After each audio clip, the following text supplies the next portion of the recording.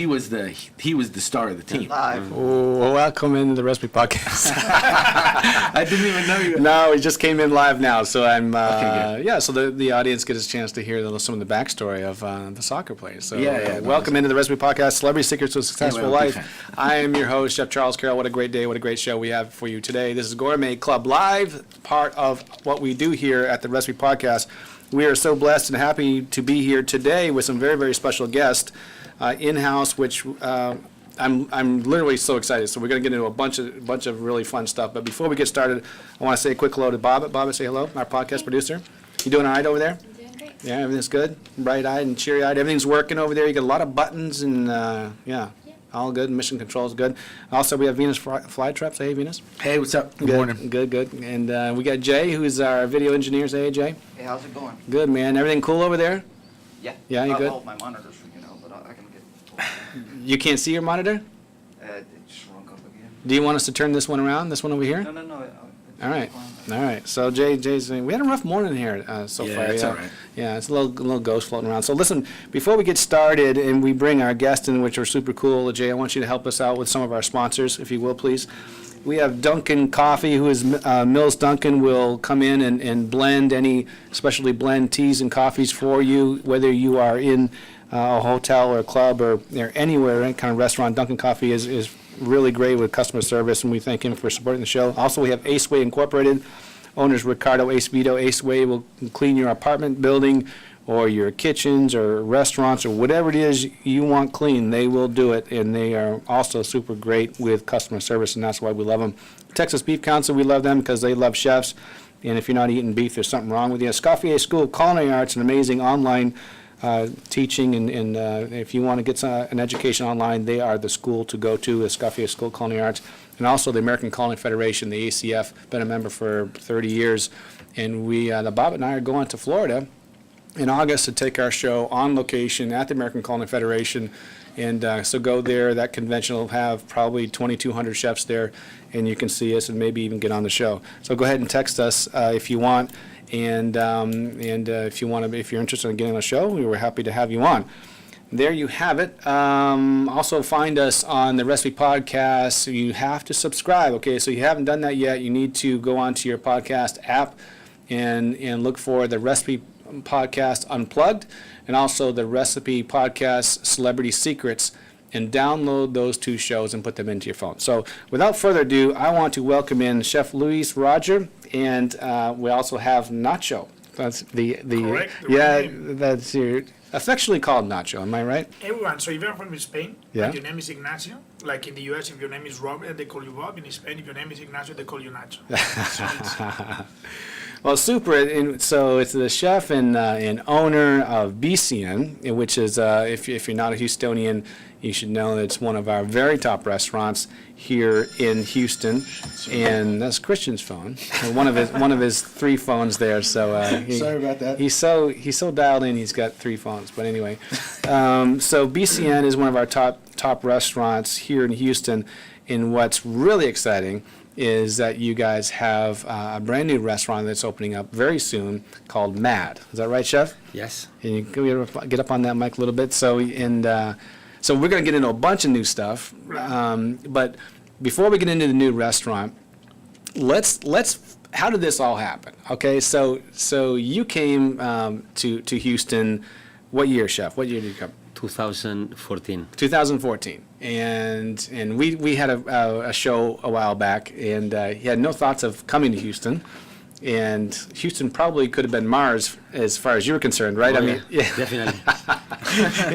and so Houston wasn't really on your radar, and Nacho, you come along. Yep. And why don't you tee this up for us? Tell us. It This happens. I'm from Barcelona. That's by the way, the BCN name comes from the airport called Barcelona, and also is the way that we will address the city between people in a colloquial way. We will talk about we see you in BCN, or we see you in Barcelona, and it happened that I came here to Houston for the trading of commodities. Houston, unless in case you don't know, is the Mecca, is the center for trading of commodities or production of commodities in the energy sector. So gasoline, petrochemical. And I happen to go to Barcelona very often to visit my family. I have 5 brothers and 2 sisters, so 7 of us. All of them live in Barcelona. And in one of the trips, we happened to rent a house that used to be a family house back on the 70s and 80s. And we used to have this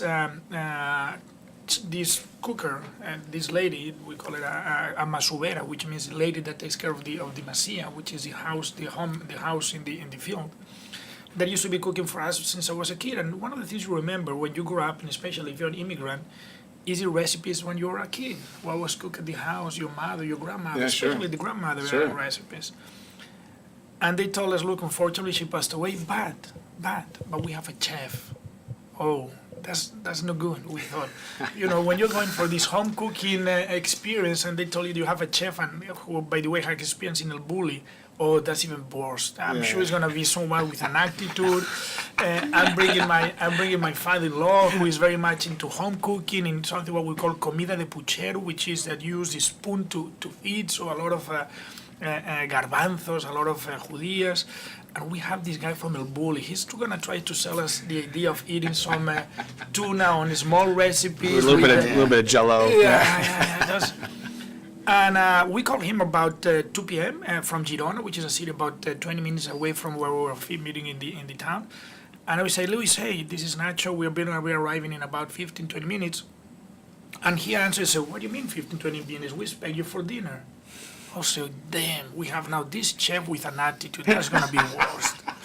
And then he told me something in the same phone call. I say, don't worry, I will find a way to hold the punch. I thought, that's kind of an interesting expression. What do you mean with that? No, don't worry. I will find a way to handle the mess. Just come over here. We will be fine. We arrived 30 minutes later. We was a group of 14 of us.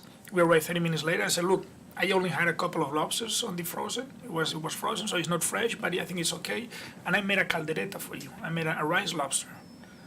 Man, that was the beginning of a love affair. Yeah. And as a matter of fact, today the caldereta is the main dish. I think it's probably been the only dish that we have at BCN running. No.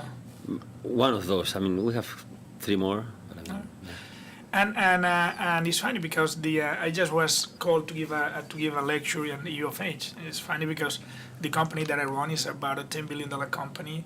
We are very good in what we're doing in the petrochemicals and chemicals. By the way, the name is Tricon. If you need to buy chemicals, petrochemicals, There you go. What's it called? Tricon Energy. Tricon. Unless you're in that business, Yeah. you will not know about it. And we're very good about managing risk, about futures, about how to handle the logistics and all things. I never, ever been asked or requested to give a lecture or any kind of input or paper presentation on this matter. But then on the restaurant, I get asked to go to a U of H to make a presentation. And it's funny, and then we realize that the same thing that makes you successful in any business is the same thing that makes you successful in the restaurant business. We had the privilege to host the Roca Brothers about 3 years ago for a lunch, and the same principles that make you successful in anything is the same principles that make you successful in restaurants or in the kitchen or in the cooking. And one of the things that we're very good is spotting good people. So I saw in Luis a great potential, and it happened that Luis' birthday is December 31st. And if I know your birthday, I will try to make a point always to greet you during the birthday. So every December 31st, I will greet him, hey, Merry Christmas, Happy New Year, Happy Birthday. Yeah. And Luis, remember about the discussion about the American Dream. And the opportunity came in 2013, I think you came to Houston, or 2014? 14. Where you don't follow now? Well, when he, after he, and his family. So first of all, was he a real hard ass as a guest? Was he a No, very easy, very easy. Okay. In Spain, we don't give tips, so that's... Yeah. And, when they left that week that they rent the property, they went to US, and then once a year, as Nacho mentioned before, he read me for my birthday, and he kept doing that for 7 years. Hey, remember, if you ever change your mind, call me. That's a long courtship, 7 years, yeah. And after 7 years, that was, I had to go to Panama, and then I was ready. I felt I was ready, and then I called him, and I asked him if he still was thinking about that. Did that surprise you, Nacho? No. No, it surprised me. He called me. Yeah. But did it surprise you that did you think that there was actually a chance? But that's sometimes because now the new restaurant we're coming into, now we're coming professional. Yeah, Let's yeah, put that yeah. way. Now we're putting a budget, we're putting a team, and if I would have known how difficult it is to make Yeah, a restaurant, I would have not done it. Yeah. The first one. I want to get into that. Okay, keep going, Chef. Keep going. And then, I arrived, so he said, oh yes, now better than ever. That was in November 2012. I arrived in Houston to speak with Nacho first time, for me in Houston. And we agree on how and when and what, and we start working. I went back to Spain, and we work in a business plan together from a distance. Mm-hmm. And we applied for the visa, and the visa came out in January 2014. Mm-hmm. And a week after, I arrived Wow. here Wow. with a couple of suitcases and ready. Yeah. Yeah. And you were married at that time? Yes. Yeah. And the kids at that time? Yeah, we had 3 children. Three.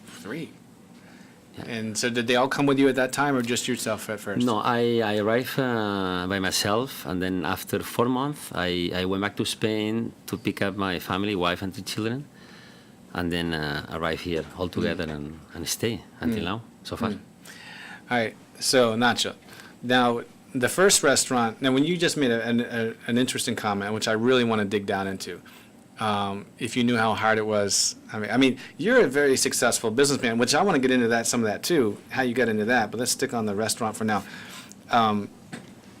When you said that if you knew how much hard work it was, you may not have gotten into it, are you saying that today, or you, because I know a little bit about the restaurant that you're about to open, which is going to be the place to be, and to be seen, and it's going to be the coolest joint in the whole Houston. But are you making that comment now, or in the first restaurant? Now, yeah. The first restaurant, everything went perfect. Yeah. We got into a old house. The remodelation cost was very small. The Smaller numbers, small numbers, investment was rather limited. easier area. I remember we made an interview with Houston Chronicle, and they asked us one of the reasons, and I don't know if you know that one of the things we're doing now is we're doing career fairs for the new employees for the new restaurants, and the way we do it is we get a bunch of candidates that are applying for the job, and we ask them to work on a team. Sebastian is running. Sebastian is going to be the manager for the new restaurant for Matt, and he's came up with that idea about making the interview by dividing the groups dividing the group in smaller groups of 3 or 4 people. They work on a team, which might be Spanish wine, might be Houston, a culinary history, the best places, the best chef. Your name comes in the table once in a while. And then we asked them to make a presentation to see how they behave on public. And one of the guys did a presentation. I didn't know that if it's true or not. I hope it's true. That Houstonians dine about 4.9 nights per week. Wow. Outside. Wow. Compared with maybe in Spain. If you ask anyone in Spain, which one is the best restaurant in Barcelona or in Madrid, there is a good chance I will tell you my mother's house, my grandmother, my wife. There is not a tradition to go out, among other things, because the home cooking is very good. It's still very good going. But when we did the BCN project, it was a small investment, and when I got interviewed by the Houston Chronicle, that was 2014, beginning of 2014. Let me put your things in context. Economy is booming, crude oil is super high, $110, $120. And used to be a restaurant in Houston called La Colombe d'Or, which still exists. It's going to be now being rebuilt into a building with the Heinz company, and it's going to be incorporated into it. I think it's going to be super cool. The project was very nice. Anyway, their restaurant was famous because they would have the special menu of the day price at the price of the value of the crude oil of that day. Right. I'm talking now the 70s, 80s, so it was $30, $40. So when we open in the restaurant, we have this idea that we think that Spanish food is going to be very much appreciated by the Houstonians, that the Houstonian market is very welcoming to new ideas, is very much appreciated of good value options when it comes into that. And on top of everything, crude oil is $120 at that time, or a little bit less. And I thought it would be cool, that's before we open, if we put the value of the menu and $120. We can do the same thing. By the time we opened the restaurant, crude oil crashed to $29. You could not afford the special of the day for the crude oil price of the day we opened. So we thought, okay, there goes away half our strategy when it comes into the restaurant. But doing the second restaurant, which is now, I don't want to say BCN is not professional, it's very professional. As a matter of fact, one of the things we've been very successful is not only we brought a great chef and a great concept when it comes into cuisine, which is Spanish traditional cuisine, but we have the front of the office, we have Paco, that has been a long-running Houstonian, maybe almost 30 years at Cafe Annie on the different locations. Great guy. Yesterday we had a party at the house from some Venezuelan people. And we think, and we were talking about Paco, and he has the right blend of cultures. He's from Northeast Spain, from Galicia, from La Coruña, which are famous for being extremely tenacious people, very perseverant. But he grew up in Barinas, in Venezuela, which are very good, known for being very gregarious, very funny people, very great host. So we had a great holistic approach when it comes, a little bit by luck, but because we didn't know what we're getting into.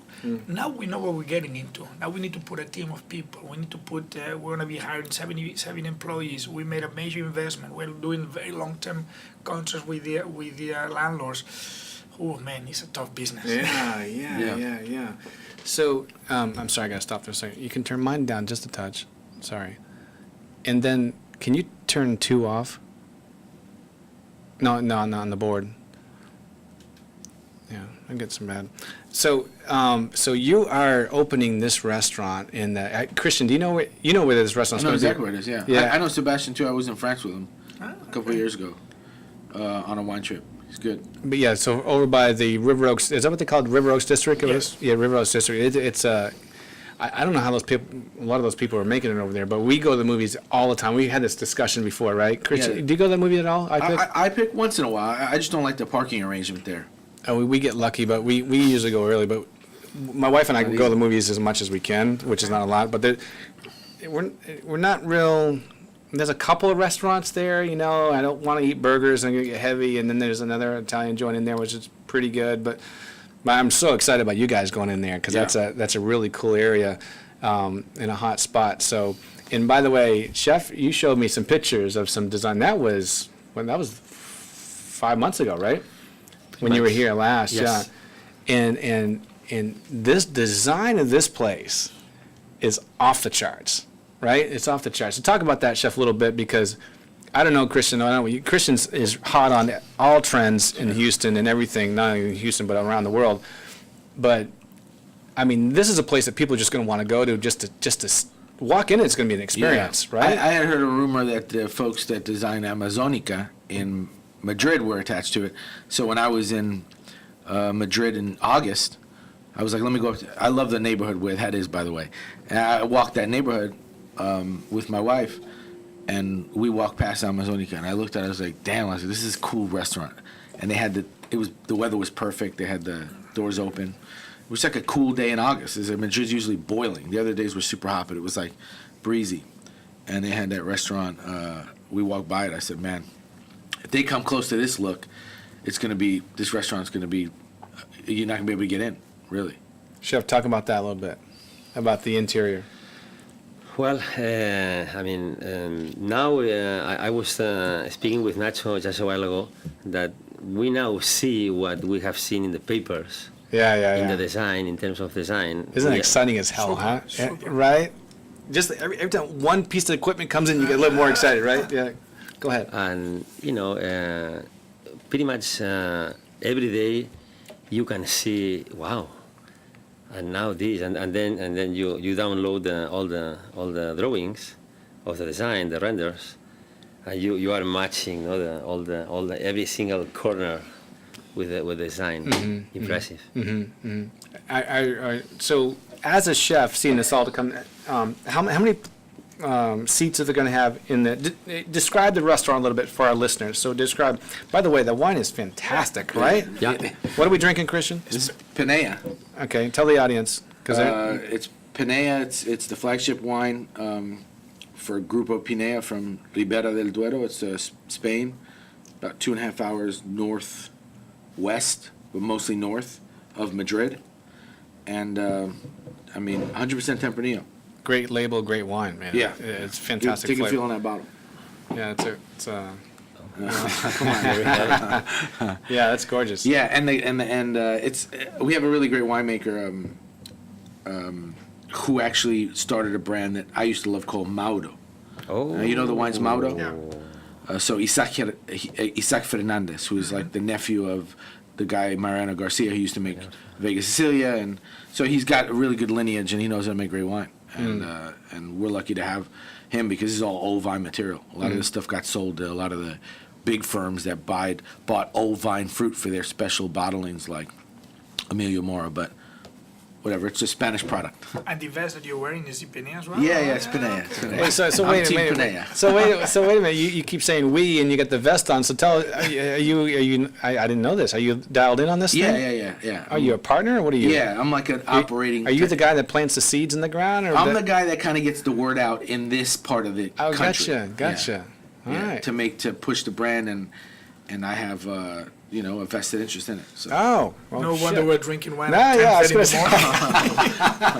morning. No, but I wouldn't have done it if I hadn't known that Chef had it before. So I was just like, Well, I mean, might as well try some we're only in our 130 episode, and this is the first time we brought that bottle of wine. It's like, Spanish Happy wine, it's not Spanish tequila that restaurant. you're Yeah. promoting. yeah.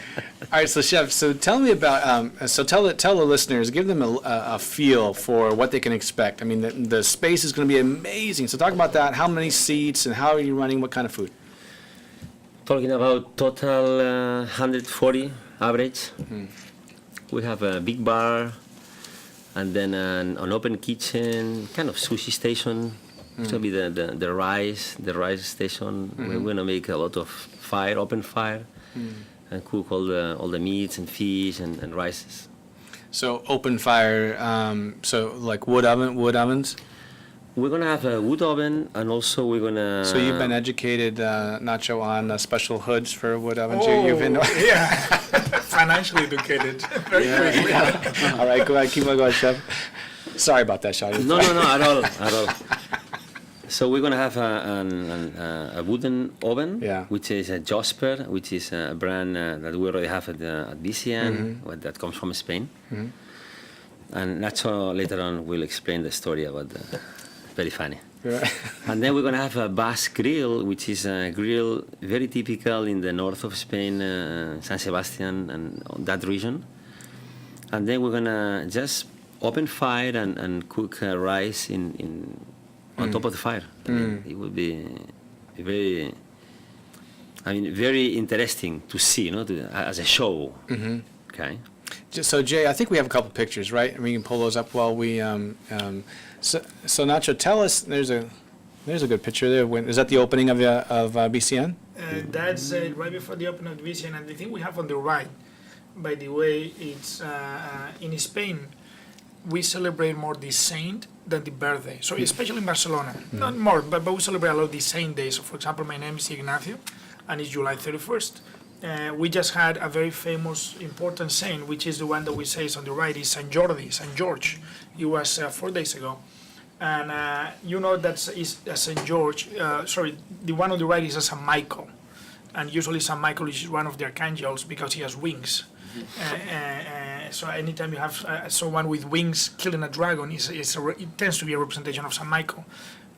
We lost the wings sometime back on my family. This piece has been on my family for maybe 30 or 40 years. Wow. So we lost the wings and we put it there. And everyone thinks that it's a St. Jordi, a St. George. Yeah. So we say it's a St. Michael with a little bit of a middle-age crisis. What's the next one you have, Jay? Do you have another one there? Oh, there's the outside of the restaurant. That's really super. Tricky to find, boy. If you're not where it is, it's kind of tricky to find, right? That's As a matter cool. of fact, that's one of the things that usually when you come into retail business, important is location. Yeah. That's not true in restaurants. Yeah. People will go to the end of the world. As a matter of fact, when we brought Luis here, we brought him to Damarco. And we say, can we somehow duplicate the Damarco concept of Italian to Spanish? One of the things we decided to open BCN is because we're upset with the French and the Italians. They always get the reputation for being the best food in the world, but the fact is that Spain is as good, if not better, but at least as good as they are. And Damarco, when it opened here, Damarco, 20 years ago, Yeah. that area was not good. Right. You had to make a purpose to drive over there. Right. El Bulli is maybe an hour and a half away from any, Yeah. from Barcelona. El Siller de Can Roca is 1 hour away. People will drive for fun. Location is not important. Yeah, yeah. And then once you can make your mark and make a splash, then it benefits you, right? Because it's part of the mystique of it, right? Yeah. And you have to really be dedicated to get out there. Yeah, exactly. Yeah, it's cool. And one more, I think we have one more, Jay, is that right? There's a, Chef, what do we have there? We have some codfish, and then underneath there is a patata mascarada, which is a preparation of potato, some bacon, and some blood sausage, and then some chanterelle mushrooms. And then on top it's glazed with some garlic confit mousseline, and then we make some chicharrones with the skin of the codfish. How nice the colors are in that. Yeah, very, very simple dish. And Chris will say it goes perfect with pinea. It goes perfect with pinea. Yeah, sure. Absolutely. Yeah, Shares with everything. That looks outrageous. Yeah, it looks outrageous. Yeah. Fantastic. So Nacho, tell us now about the design because Chef was kind enough to share with me the pictures a few months ago, and it blew my mind. So it's cool. So Chris was saying before, and it's true that you have that restaurant called Amazónico in Madrid, which belongs to a restaurateur company that they has 6 or 7 places.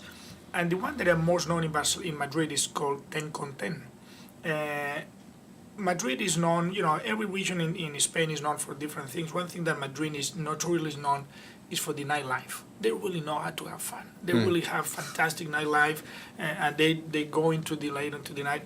And probably Ten con Ten in Madrid is the iconic place when it comes into the nightlife. Is where you can have there, and you can go from 10:30. Keep in mind, in Spain, nothing happens before 10:30 until 3 or 4 in the morning, and it's absolutely packed with what they say beautiful people, good people, just good-looking people having a great time. So siestas in Spain too? That's why it's crucial. Okay. How can you go to 3 or 4 without a siesta? All right, copy that. I'm with it. So we go there. We go with Luis. Hey, we can bring Ten con Ten into Houston. As a matter of fact, when we did BCN, the idea to do BCN was everything except tapas and paellas, because that's where Spanish food is known for, tapas and paellas. But we have a very good home cooking, what we call the grandmother kind of recipes. So we went to Madrid, we went to Ten con Ten. This is cool. Can we bring that to Houston? Can we bring to Houston a little bit of a place where you can go and have a drink and have a great time, chit chat after you go to the opera, after you go to the movies, after you went with your wife, maybe to BCN, and you still want to have another last drink, but a little bit more a relaxed kind of setting. And at the same time, try to develop the tapas and paellas concept, which today in Spain has been a great, great culture of fantastic tapas and fantastic rices being done in Spain, amazing ones. Yeah. And then we went to Madrid, we went to look at the different places, we went to Ten con Ten, we like it a lot. But then we went to Amazónico, and then we said, damn, this decoration is absolutely outstanding. It's really fantastic. And we realized that the group have done Ten con Ten, have done Paraguas, have done Quinto, 4 or 5 restaurants, Ultramarin, Quintín, and they have done Ten con Ten, and they have done Amazónico. And Amazónico was done by this guy from Barcelona. Well, he was born in Bilbao, but he has the office in Barcelona called Lázaro. And He used to have one name, like Madonna. Lázaro Rosa his name is Lázaro Rosa Violan. Okay. A great office. We met 6 or 7 different design offices. Keep in mind, Barcelona is very important when it comes to design, interior design. We have a reputation all the way from Gaudí. We're very much into the interior design. And we met with Lázaro, and it was chemistry right on the making. We knew exactly it was a guy who could really try to somehow translate the vision that we have to the concept. We were talking to you before about the opening. Hopefully the opening is going to be June 5th, no? It's June 5th. And June 6th. And June 5th, we have the gala with the Rocco Chapel. We're going to have a gala. Usually when you open a restaurant, you have a gala, and the gala we're putting together with Rocco Chapel, because Rocco Chapel is going at $23 million reconstruction in order to try to rebuild the building and try to remake one of the jewelers that we have in Houston, which is not in Houston, in the world, but it belongs to Houston, which is Rocco Chapel. not other city in the world has a Rocker Chapel but Houston, and That's it's right. very unique. And Rocker Chapel is it's a perfect example of when you have two masters combining, and sometimes they can do great things, other times can become a bit of a challenge. So you had Mr. Rothko, of course, a master of contemporary of modern painting, and you have Philip Johnson at that time, which was the architect who did the St. Thomas University and did many things, and they couldn't get along. And anyway, there's one other architect firms ended up doing the building, and great building, beautiful building, but it had some lighting issues. It had some problems with the concept of the building. So bottom line is the chapel has to go under a major renovation in order to offer the quality of experience that Mr. Rothko was hoping for the viewers. Here we had a little bit of same issue. Here we have a great chef who knows how to cook, who has a great idea of what we can bring to the table, to a great architect, interior designer firm, Lázaro Rosaviolan. Them, for those who may put in the investment, Holy shit. that's kind of No. then you say open fire pit. Okay, what you thought about how much it costs? And we have a ventilator on top of the thing. It's Has like, to have his own vent. oh yeah. yeah. So tell me that. So you said are they investors in the restaurant? Or No. We're the investors. You're We're the putting- inve- yeah. So you had to hire them straight out then. Yeah, we hire straight out, and then the budget is like, is that a Mexican pesos? Damn. Yeah, I can imagine. Right. Just because how good it looks, you know. The interior is gonna try to have a combination of the first and foremost. So every restaurant or every night concept has to sustain in three legs. One is the ambiance, the setup, we call it puesta en escena, scene. How do you put the scene? How do you create the scene? How do you create the ambiance? Second, and I'm gonna go from bottom to top in terms of importance. Second is the service. How enjoyable is the people? What kind of service you wanna have? If you go to a fine dining, you have certain kind of service. You go to a private club, you have other kind of. If you go to a younger, you're aiming to the younger attitude, not younger generation, but younger attitude, you have a different kind of service. And the third one, and the first and most important, is the food. Right. I'm convinced that you almost can sacrifice the other two, but if you have good food, you will always succeed. But you don't have to sacrifice the other two. What about if you really make an effort to try to enhance the other two? What about if you, on top of having a great food, you can have a great service and you have an amazing decoration and scene, putting scene, of course. That has a bit of a cost, which is you need to make sure that everyone is 100% committed to that goal of excellence in each one of the angles. So we decided to bring the best. First and foremost, the whole concept starts with Luis. We want to make sure that the food concept is absolutely impeccable in terms of what we want to provide to the public, and then around that concept of food, we try to create the whole the holistic experience, which means that Lázaro can go wild on his designs, Luis can go crazy on his demands, and hopefully the public is gonna respond, accepting or embracing this whole idea. So you know one thing that I'm not in your guys' world at all, but one thing I have learned in almost anything, to sell anything, is a great story, right? That was a great story.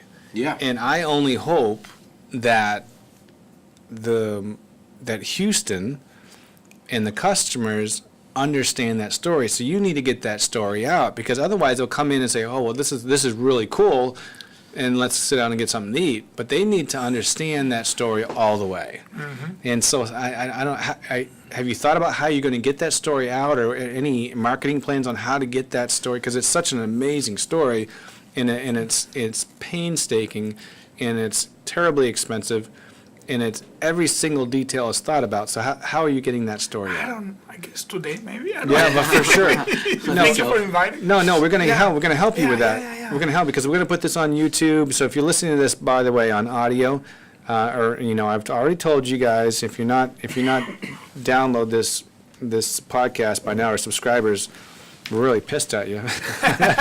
Yeah, I mean, Jesus Christ. But you need to go to our YouTube channel as well, the Recipe Podcast on YouTube, and you can see everybody here in studio. But we're going to put this out a bunch of different ways, help you. But I'm studying a lot, and I'm reading a lot about digital marketing and everything else in my world, and this story is what sells, right? I mean, everybody who walks in that restaurant needs to know how much you guys put into it and the thought process behind it. So we can talk offline about that a little bit. Oh, I would love to. Yeah, I mean, because that, I mean, you read, Christian, you have an item, and in fact, I'm going to a dinner tomorrow, right? In the Escoffier. Are you going, Chef, to the Escoffier tomorrow? And I'm supposed to introduce the chef, and I haven't been able to get a hold of this guy. Who is he? Manuel at the Petroleum Club. Okay. The Escoffier is there. Good chef, right? And he's wrote a nice menu. And I'm supposed to get up and introduce him, which I have his bio, I can do that. I have the menu, I can read the menu. Yeah. But if I don't have a story about every course, Yeah. no one gives a shit, right? I mean, you see a consomme or whatever, and pan-seared duck, it is whatever. But if you're one of my biggest fans, I mean, one of my people that I look up to the most is Chef John Foltz in New Orleans, right? And this guy is a storyteller. Yeah. Now the food will come if you just look at a picture of the food. So that doesn't look like anything. That doesn't look like that's nothing. But by the time you get done listening to Chef John Foltz talk about it, it's like, holy shit! I can't believe how special that dish is. It's like, I can't believe this is. Oh my God, this is so good. It's because of the story. How much effort you took to get in a wood burning oven from Spain. You know what I mean? No one gives a shit until they know about it. Yeah. So I look forward to, really develop, hearing how you can get those stories out, because that's what's going to make it really special. I agree with you, but at the end of the day, and I have many stories to tell, and I don't know how much are we okay on time? Or not? Yeah, sure. Quickly, let me tell you. We're about to run out of. How much more wine you got, Christian? I'm out, dude. I should have run. But we use a company when we do the hiring in Tricon, not in BCN, but we should do that. That is called the Caliper Test, Personality Assessment Test, and it's run by a company called Caliper, based in Princeton, New York. New York or New Jersey? New York. Princeton is New York or New Jersey? New Jersey. New Jersey. And it used to be Ron. He, unfortunately, the founder passed away about 4 years ago. Great man. I had a pleasure to have a dinner with him, a lunch with him, about 6-7 years ago with my kids, who at the age of 14 had a degeneration of his eyes and he went blind. And I want to meet that guy for a few reasons. One of the reasons was because, it's always fascinating to see someone that has been very successful despite having a handicap. It's always an inspiring story.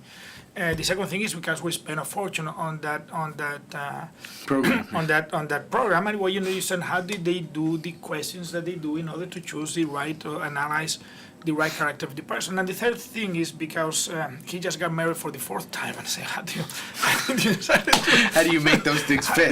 How do you make those things fit? And one of the things he was telling me about it, he is a huge fan of baseball. He was a huge fan of the Brooklyn Dodgers. I don't know if you know, the Dodgers used to play in Brooklyn before. Sure. I don't know anything about baseball. I'm zero about baseball, but he was a big fan. And he used to say that one of I'm so happy the Brooklyn Dodgers became the LA Dodgers, right, which will become very famous. My wife is from Mexico. It became very famous in Mexico because El Toro Valenzuela used to be a pitcher for that team. Fernando Valenzuela. Yeah. 80s, Luis is looking at me saying, what are you talking about? Yeah. He was a great pitcher. He was a great famous pitcher, kind of chubby, but extremely, I think he had a huge fastball. Yeah. That's what he had. And we're talking about this series. I said, Nacho, I did listen to this series, but I didn't like one thing about it. Keep in mind, I'm talking with a blind guy. Right. Is the TV commentators, they don't know how to comment a game. Because I grew up on the radio time. I grew up, as a matter of fact, myself, now I'm talking about Nacho, not about him. He was born probably, I will guess, in the 30s, 40s. So I grew up, I was born in 64. Grew up, used to listen to football through a radio station, and when you're talking on a radio, you need to make sure that the listener is viewing what you view. When you're a commentator on TV, you can say, I don't know, fastball or whatever. Here, when you're in the radio, you have to give a holistic description of the whole scene to make sure that somehow the listener is interpreting what you're trying to say.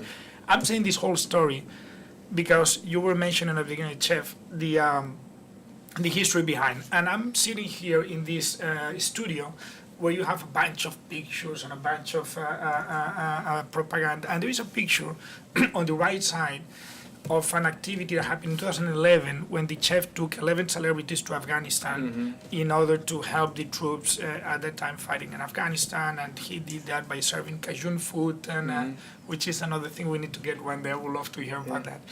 And I'm not sure. I probably your listeners, they don't know about that. Yeah, maybe not. I mean, we talked about it. I don't know, a year ago. Once in a while, I have a guest on there. But yeah, it's a special time in my life. But the point I'm trying to go is that history is crucial. Yeah. Only if that's interpreted or translated into something actual. Right. If you can provide a great experience to everyone, we're having a discussion with the PR company about the gala, and say, well, we can bring 150 people for this or 150. I said, look, we need 60,000 people. That's, how many people we expect to serve per year. We would love to tell this story. And as you can see, we are passionate about it. But the best way to tell this story is on the day-to-day. Yeah. Is to make sure that the experience that they have, the conclusion of the service, the dishes, the ambiance, the music, the people is the consequence of that story that is being built behind you for the last 20, 30, 40 years.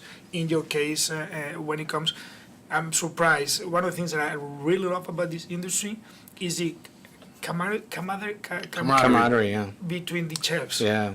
Is here we have a top chef in Houston inviting another top chef, and somehow promoting in our training business. We will not talk about the competition, never in a good way. We love our competition. We have great competitors, but I really admire that about you guys. I really think it's a great to see how each other praises the performance or the success of each other, and it seems that you almost enjoy that. Oh yeah. Anything has to do with the trip to Afghanistan 11 years ago, or Well, I honestly believe, and I think probably the same for Christian, that there's probably any chef in Houston that especially the brothers, that I know that I can call up and say, shit, you know what, I need 2 lobes of foie gras real quick. Do you have any that you can let? And they will, if they have it, they'll give it to you, right? Am I right, chef? I mean that's the brotherhood, and we're not competing against each other for sure. Yeah. That's really super cool. But we are a little bit up against it. So Nacho, what I want to maybe throw a curveball. Quick question: you were born in Spain, yeah? Mm-hmm. Okay. So what about mom and dad? So I grew up in a country and my mom and dad worked their ass off, 24/7. And I worked. I was cooking breakfast and washing dishes and doing whatever in 3rd grade, and I was doing it. So I worked my ass off. Really, all my life, and still am, but I never needed anything, right? So I don't want to say I was born with a silver spoon in my mouth, because I wasn't, but I was never in need of anything. So how about when you were growing up? What about your mom and dad? And I didn't have a silver spoon. I had a golden spoon. I really grew up in a very successful, very well-off family, and all the way until 18, I had absolutely not to worry about anything. I had some of the most important companies in Spain belonged to our family. I'm talking now late 80s, beginning 80s, late 70s, beginning 80s. And in 82, what is good for some region is bad for another one. So the crude oil crisis, which is great for Texas, disaster for Spain. We lost everything, absolutely everything, in 1992. Why did you ask me that question? That's kind of a sentimental question. Sorry about that. No, it's cool because I'm extremely proud of it. Because I was talking to you about the history behind it. And again, the important is not the history behind it, but is how that history shapes you into the person that you are. So in 1992, we emigrated to Brazil after absolutely losing the golden spoon, the silver spoon. We went back, not even back to a bowl spoon. We started eating with our hands, kind of figurative saying. And I will tell you one thing. My father, who was really a very successful business person, extremely successful business person, in the 70s and 80s, down to absolutely nothing, it was always the same guy, absolutely the same values. As a matter of fact, he passed away a few years later with ALS, sclerosis. Those who had been exposed to sclerosis, one is a deterioration of the nerve system that somehow doesn't allow you to move. And usually you keep 1 or 2 things able to move. He had the right thumb, the thumb on the right hand to able to move. And for 1 year, he managed to communicate with us only in writing. by using a computer program that it will take about 15 to 20 clicks to make one single word. Wow. And we have about 70 or 80 pages of communications, of letters from a father to the sons. And I tell you what, it's probably one of the most inspiring books. If you're into inspiring talks, Jeff, a very inspiring book, how someone can go from the top to the bottom, financially speaking or socially speaking, and absolutely being a completely level human being with the same principles, same values, knowing that his most important asset was, treasure was his family. A great person. My mother, great individual, 100% loyal to the same ideas and principles. Maybe not a great, she didn't like to cook that much, but she was a great host. So she will know how to tell the people how to cook and make sure everything was perfect and absolutely nothing out of place. So I think if I have, as a matter of fact, do I have 1 minute? Yeah, sure. Okay. There is, I don't know if it's true or not, since I'm going to be talking, one of the bad things about saying things in public is being recorded, and if you might say it's not true, is, but who was the, Romney? Romney was the candidate that lost against Obama. He was a candidate. I think that sounds right. Yeah. He lost against Obama, and if you remember, on the first debate, he killed Obama. Second, third debate, there was a comeback by Mr. Obama, which was very good, but on the first debate, he killed Obama. They asked Romney, how did he prepare for the debate? What does he do in order to be so good on the debate? And he went to the routine he did. I will wake up at 8 in the morning. I will read the newspapers. 9:30 I will get with my team. We will somehow prepare certain different subjects. They will challenge me. Then around midday I will have a light lunch. And when I have a siesta, Spanish tradition. Then at 3 p.m. I will have a last round of subjects I want to go. Then I will go to the university, whatever is being held in the debate. I will get into the debate, Mode. Yeah. no, into the, I will look into the Stadium, in the yes, stadium yeah. to see how it is. I will come out, and then when they come and Mr. Romney, you come in, he will do the sign of the cross. He will look up and he said, "Dad, I hope I make you proud." Not going back about the history, about the legacy. A lot of the times, it's just to make sure that you can live to the legacy of those who been educating, preparing you, but more important, giving you a complete and unconditional love to make sure that you have become the person that you want to be. And so my father is a great inspiration in that sense, in terms to try to become a better person. My mother is a great inspiration, both also in that sense, but also in the ability to make sure that everything that you do when you come to serving is about excellence. And yeah, hopefully BCN and Matt, I'm sure they will be very proud about BCN. Matt, let's make sure it's a success, because trust me, only if the concept is a complete success and has to be a financial success as well, it is worth it. Yeah. Otherwise, no.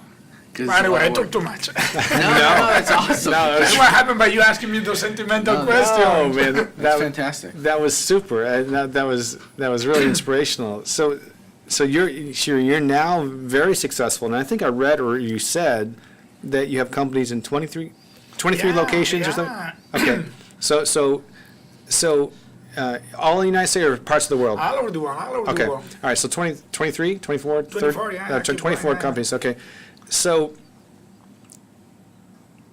is this your baby? But which one? Tricon or the restaurants? So I mean, There's your answer. I mean, because Tricon obviously is your baby. Yeah. So how do you? I mean, this is so cool. I mean, there's very few people that can do what you guys have done, which is made one of the most successful places in Houston. It's consistent. It's on point. It's awesome, and you've achieved your goal. And now you're about to do another amazing accomplishment, right? So. Which one's your baby now? Which one's your... I love everyone. Of course, you are responsible here in Triton. We're responsible for 450 families.